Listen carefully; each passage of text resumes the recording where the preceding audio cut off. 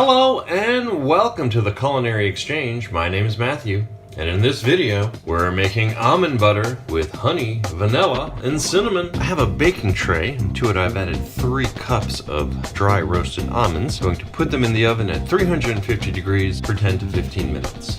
I've set up my food processor with the cutting blade. In go the almonds.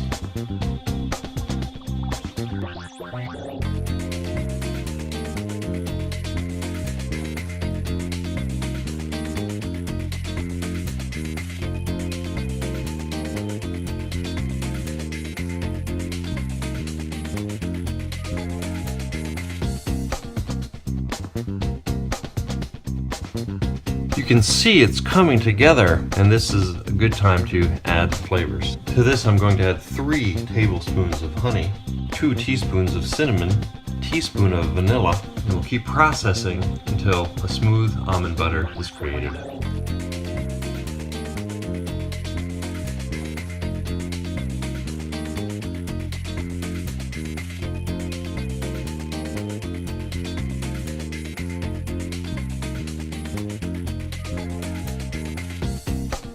Now you can see this almond butter, it's a bit tight. If you want a looser almond butter, quite easy. I'm going to turn on the food processor and drizzle in a tablespoon of neutral tasting oil. I'm using sunflower oil. You could use peanut oil or corn oil, whatever you have available.